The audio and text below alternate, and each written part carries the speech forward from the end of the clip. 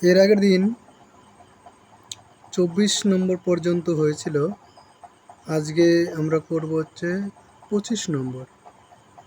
25 নম্বর অঙ্কটা বলেছে স্বাভাবিক বেগের 3/4 মানে 4/3 অংশ বেগে হাঁটলে এক ব্যক্তি 15 মিনিট দেরিতে পৌঁছায়, তবে পৌঁছানোর স্বাভাবিক সময় কত মিনিট, সেটা আমাদের বের করতে হবে। এবার কয়েকটা জিনিস বলবো। ধরে নিলাম যে দূরত্ব হচ্ছে ডি, ভি বেগ আর টি হচ্ছে স্বাভাবিক সময়। এই তিনটার মধ্যে ডি, ভি এবং টি, ডি, ভি আর টি আমরা জানি কি, ডি ফর ডিস্টেন্স আর ভি ফর হচ্ছে ভেলোসিটি মানে বেগ আর টি ফর টাইম মানে সময়। এই তিনটার মধ্যে সম্পর্ক কি আছে? V equal to D by T. আবার যদি একটু উল্টো করে লিখি, T equal to V by D, D by V, আর হচ্ছে D equal to V into T. এই তিনটা সম্পর্ক হয় এদের মধ্যে, ঠিক আছে? এটা আলাদা করে রাখলাম। এবার ধরে নিলাম এই অঙ্কের ক্ষেত্রে এই তিনটা হচ্ছে স্বাভাবিক আমাদের, তারা আমাদের 15 মিনিট দেরিতে পৌঁছায়। 3/4 অংশ বেগ মানে কি বোঝায়? 3 ভি, 3/4 ভি, এটা হচ্ছে আমাদের অস্বাভাবিক বেগ। স্বাভাবিক বেগ হচ্ছে ভি, বোঝা গেল? এই অস্বাভাবিক বেগে যদি যায় তাহলে দেরি লাগে, তাহলে অস্বাভাবিক বেগে যেতে গেলে আমাদের টাইমটা কি লাগবে? এবার ডিস্টেন্স হচ্ছে ডি, এটা হচ্ছে ফিক্সড। ডিস্টেন্সকে যদি ভি দিয়ে ভাগ করি মানে বেগ দিয়ে ভাগ করি, তাহলে আমরা কিন্তু সময় পাবো। তাই ডিস্টেন্স অস্বাভাবিকটা আগে লিখি, ডি বাই ভি, এখানে ভি হচ্ছে 3v/4 মাইনাস আমাদের টি, টিটা হচ্ছে স্বাভাবিক, স্বাভাবিক যে টি সেটা, এটা ইকুয়াল টু হয়ে যাবে আমাদের 15, কারণ এই ক্ষেত্রে আমাদের বেগ কিন্তু বেশি, না না সময় বেশি লাগবে, আর এইখানে আমাদের টিটা থেকে বিয়োগ করলাম 15 হলো। বোঝা গেল তো? এইবার নেক্সট, এবার ডি বাই ভি এখানে আছে, ডি বাই ভি মানে কি? ডি বাই ভি মানে টি, ডি বাই ভি এর জায়গায় টি লিখে দিই, তাহলে আমাদের চলে আসলো। আর 4টাকে উল্টে আমরা উপরে নিয়ে যাব, তাহলে 4 ডি বাই ভির জায়গায় টি, আর নিচে আসলো 3 মাইনাস টি ইকুয়াল টু 15। এখান থেকে আমাদের টি এর মানটা বের করতে হবে, তাহলে 3 হবে, এখানে 4t minus 3t equal to 15, উপরে টি বাই 3 ইকুয়াল টু 15, তাহলে আমাদের টি ইকুয়াল টু চলে আসলো 3 15 45, তাহলে অপশন আমাদের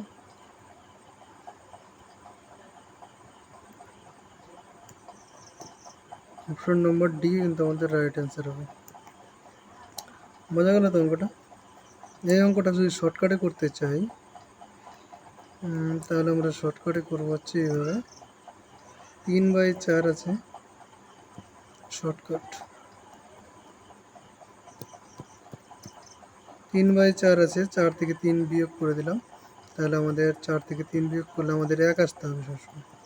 1 আসলে উপরে কত আছে? লব, লব আমাদের 3 আছে না, তাহলে 3 দিয়ে আমাদের এই 15কে গুণ, তাহলে একবারে চলে আসবে 45। এটাই আমাদের শর্টকাট। ঠিক আছে, নেক্সট অঙ্ক, এটা আমরা মুছে ফেলি।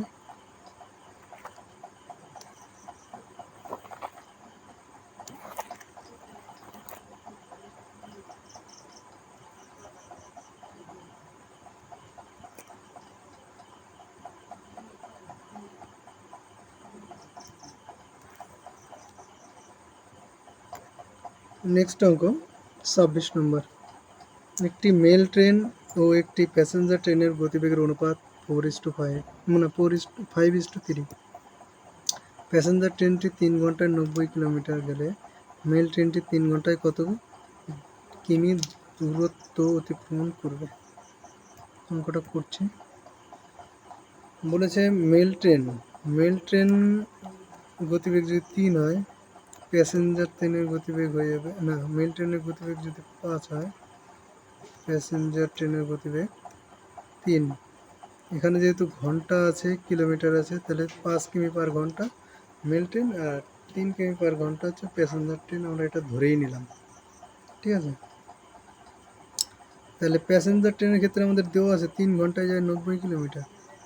প্যাসেঞ্জার ট্রেন 3 ঘন্টায় যদি 3 কিলোমিটার পার বেগে যেত, তাহলে 3 ঘন্টায় কত যেত? 9। কিন্তু এখানে কত আছে? 10 গুণ 90 আছে। বুঝতে পারছো 10টা কোথা থেকে আসলো? কারণ আমাদের 90 আছে, 9 থেকে যদি 90 বানাতে চাই তাহলে 10 দিয়ে গুণ করতে হবে। এটার জন্য এখানে 10। তাহলে 3 ঘন্টায় মেল ট্রেন কত দূর যাবে?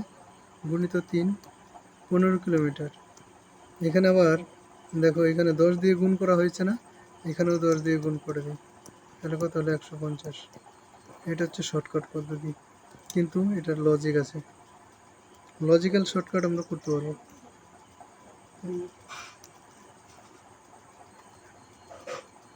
নেক্সট অঙ্ক 27 নম্বর। বলেছে কি এক ব্যক্তি কোনো স্থানে 10 কিলোমিটার পার ঘন্টা গতিবেগে গাড়ি চালিয়ে 30 কিমি পার ঘন্টা গতিবেগে ফিরে আসে। দেখো তো কাণ্ড। ধরে নিলাম টোটাল দূরত্বটা হচ্ছে 30 কিমি। 30 কেন ধরলাম একটু পরে তোমরা বুঝতে পারবে। যাওয়ার সময় 10 কিলোমিটার পার ঘন্টা বেগে গেছে, তাহলে ওর সময় লেগেছে 3 ঘন্টা। 30 কিলোমিটার যেতে 3 ঘন্টা। ফেরার সময় 30 কিলোমিটার পার ঘন্টা বেগে ফিরে এসছে। ফেরার সময় 30 কিলোমিটার পার ঘন্টা বেগে যদি ফিরে আসে, তাহলে সময় লাগবে 1। তাহলে টোটাল দূরত্ব, একবার গেল, একবার হচ্ছে গেল, আবার ফিরে আসলো, টোটাল অতিক্রান্ত দূরত্ব কত? 30 গুণিত 2 = 60 কিলোমিটার। 60 কিলোমিটার যেতে 3 ঘন্টা, আসতে 1 ঘন্টা, টোটাল 4 ঘন্টা। 4 দিয়ে ভাগ করে দিলাম, তাহলে আমাদের গড়বেগ হয়ে আসবে 15 কিলোমিটার পার ঘন্টা। বোঝা গেল? নেক্সট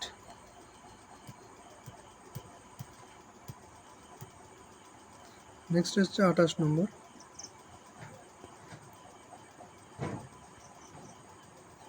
বলেছে কি এক ব্যক্তি সমগ্র যাত্রাপথের প্রথম অর্ধাংশ 15 কিলোমিটার পার ঘন্টা গতিবেগে এবং বাকি অর্ধাংশ 25 কিলোমিটার পার ঘন্টা গতিবেগে গাড়ি চালিয়ে অতিক্রমণ করে। সমগ্র যাত্রাপথে তার গড় গতিবেগ কত? দেখতে পাচ্ছ, অর্ধেক গেছে 15 আর অর্ধেক গেছে 25 কিলোমিটার পার ঘন্টা বেগে দিয়েছে। এরকম একটা সংখ্যা আমরা ভাববো, দূরত্বটাকে এরকম একটা সংখ্যা ভাববো যেটার অর্ধেককে 15 দিয়ে ভাগ করা যায় এবং 25 দিয়ে ভাগ করা যায়। ঠিক আছে, তাহলে আমাদের অঙ্কটা ইজি হবে। আর না ছাড়া আমরা ডি ধরেও করতে পারবো, ওটা নিয়েও অসুবিধা হবে না। যদি আমরা ওরকম একটা সংখ্যা চট করে খুঁজে পেয়ে যাই যে 15 আর 25 এর যদি লসাগু করি, তাহলে আমরা কত পাবো বলো তো? এদিকে 5, এদিকে 3, 15, 75। 75 টোটাল ধরে নিলাম 150 কিলোমিটার। ঠিক আছে, টোটাল হচ্ছে 150 কিলোমিটার।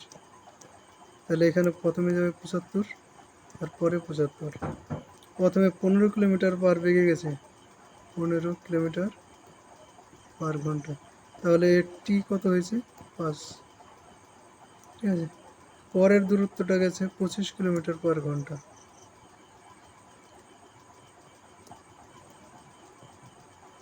তাহলে আমাদের টি লেগেছে 3। সমগ্র যাত্রাপথে গড় গতিবেগ, সমগ্র যাত্রাপথ মানে 150 কিলোমিটার, আর মোট সময় হচ্ছে 5 আর 3 8 ঘন্টা। 150 কিলোমিটার যেতে যেতে 8 ঘন্টা লাগে, তাহলে গতিবেগ কত হবে? গতিবেগ বের করতে গেলে 150কে 8 দিয়ে ভাগ করি, 150কে 8 দিয়ে ভাগ, 1 বাড়াবে 8, 70, 8 8 64,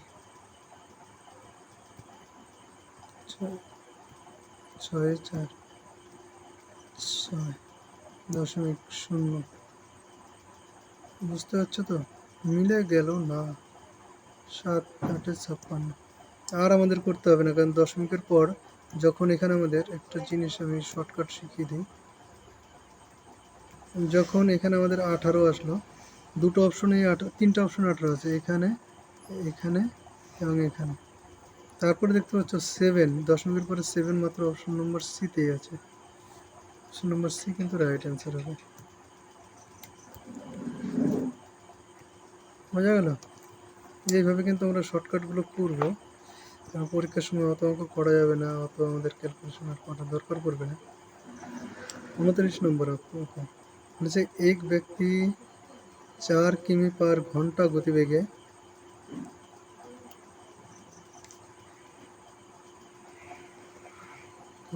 4 কিমি পার ঘন্টা গতিবেগে 6 কিমি রাস্তা এবং 3 কিমি পার ঘন্টা গতিবেগে 4 কিমি রাস্তা অতিক্রম করে। সমগ্র যাত্রাপথে গড় গতিবেগ কত? এটা কিন্তু আমাদের যাত্রাপথ আমরা ধরে নিতে পারবো না। যাত্রাপথ 6 কিলোমিটার এবং 4 কিলোমিটার রাস্তা অতিক্রম করেছে। টোটাল রাস্তা তাহলে কত? টোটাল রাস্তা এটা আমাদের লাগবে। টোটাল রাস্তা আমরা বুঝতে পারছি 10 কিলোমিটার। এখানে এটা রেখে দিলাম। হ্যাঁ, এবার 6 কিলোমিটার আছে, 4 ঘন্টায় যদি যায়, 4 ঘন্টা, 6 কিলোমিটার যাওয়ার ক্ষেত্রে যদি 4 কিলোমিটার পার ঘন্টা বেগে হয়, এখানে টি হয়ে যাবে 1.5।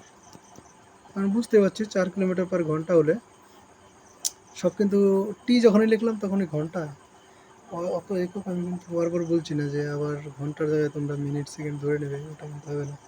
ঠিক আছে, টি মানেই এখানে ঘন্টায়, কারণ অঙ্কের মধ্যে ঘন্টা আছে।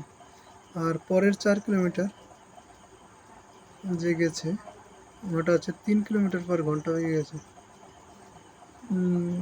তাহলে এখানে আমাদের সময়টা লাগবে 4/3, 4/3, আর এটা লেগেছিল 6/4 আর কি, এটা 6/4 আর কি। এখানে যেহেতু আমরা ভাগ করতে পারলাম না, আর সংখ্যাগুলো অ্যান্সারগুলো কোনোটাই কিন্তু আমাদের দশমিকে দেওয়া নেই, তাই এই দশমিকটা বাদ দিয়ে আমরা এইভাবে নিয়ে আসলাম। এটা যদি করি আমরা কাটাকাটি, তাহলে 3/2 আসলো। এটা একটা টি, পরের 4 কিলোমিটারের জন্য টি, এটা 3/4। আর তাহলে টোটাল টি আমাদের কত হবে? টোটাল টিটা ক্যাপিটাল টি ধরে নিলাম। টোটাল টি হবে 3/2 যোগ 4/3, 6, 9 যোগ 8, 17/6। টোটালটি হচ্ছে 17/6। ঠিক আছে, 17 দেখো অপশন নম্বর, এটা 17 নেই, এটা একমাত্র বাদ করবে কিংবা ওটাই অ্যান্সার হবে, আমরা বুঝতে পারছি। ঠিক আছে, তারপরে নেক্সট যদি আর একটু আমাদের ক্যালকুলেশন করতেই হবে। আমাদের টোটাল দূরত্ব হচ্ছে 10 কিলোমিটার, তাহলে 10 কিলোমিটারকে আমরা কী করবো এখন? 10, টোটাল সময় হচ্ছে 17/6, 6টা উপরে চলে যাবে, একটা লাইন লিখে দিই, তারপরে উপরে নিয়ে যাব। উপরে যদি 6টা চলে যায় তাহলে 60 হবে, 60/17, উপরে 60 আসতে হবে। একমাত্র অপশন নম্বর বি কিন্তু উপরে 60 আসবে, 351 না, তো অপশন নম্বর বি কিন্তু রাইট আনসার হবে, আর কোনো কিছু দরকার নেই। 14 মিনিট হয়ে গেল, ভিডিওগুলো লং হয়ে যাচ্ছে ঠিক মতো। এবার যদি আমি শর্টকাটে করি তাহলে ভিডিওটা লং হবে না, কিন্তু ওটা ঠিক হবে না, কারণ তোমাদের অঙ্কগুলো বোঝা খুব জরুরি। তোমরা বুঝতে পারলে এই টাইপের অঙ্ক পরীক্ষায় আসলে তোমরা করতে পারবে। দেখো পরীক্ষায় রেলে এটা অঙ্কটা এসেছিল, কোনোভাবে রেলে অঙ্ক এসেছিল, মানে অঙ্কটা ইম্পর্টেন্ট নিশ্চয় এই টাইপের অঙ্ক। আরও অঙ্ক করাতে চেয়েছিলাম কিন্তু লং হয়ে গেল ভিডিওটা, 14 মিনিট। আমি 10 থেকে 12 মিনিটের মধ্যে ভিডিও করে রাখি সাধারণত। ঠিক আছে, আজকে এই 29 নম্বর হলো, এরপরে দিন করবো, কিংবা এরপরে ভিডিও আমরা কিছুক্ষণের মধ্যে দেওয়ার চেষ্টা করবো, যাতে তোমাদের পড়াশোনাটা কন্টিনিউয়াসলি থাকে। এটা হচ্ছে তোমাদের বিভিন্ন পরীক্ষায় কিন্তু কাজে লাগবে, গ্রুপ ডি থেকে WBCS। কোন পরীক্ষায় ম্যাথ আসে না সেই পরীক্ষায় কাজে লাগবে না, বিশেষ করে রেলের পরীক্ষায় তো আসেই। সায়েন্সের উপরে বিশেষ করে জোর দেওয়া হয়। জেনারেল সায়েন্সটা আমি করাবো, ম্যাথটা শেষ করবো, তারপর তোমরা চ্যানেলটাকে সবাই লাইক করে রাখবে এবং সাবস্ক্রাইব করে, লাইক করলে ভালো লাগে, সাবস্ক্রাইব করে দেবে যারা নতুন আছে। সাবস্ক্রাইব করলে তোমাদের কোনো এখানে লস হচ্ছে না, তো তোমরা ভিডিওর নোটিফিকেশনটা পেয়ে যাবে, তোমাদেরই লাভ হবে এটা। যাই হোক, ঠিক আছে, এই পর্যন্তই আজকে।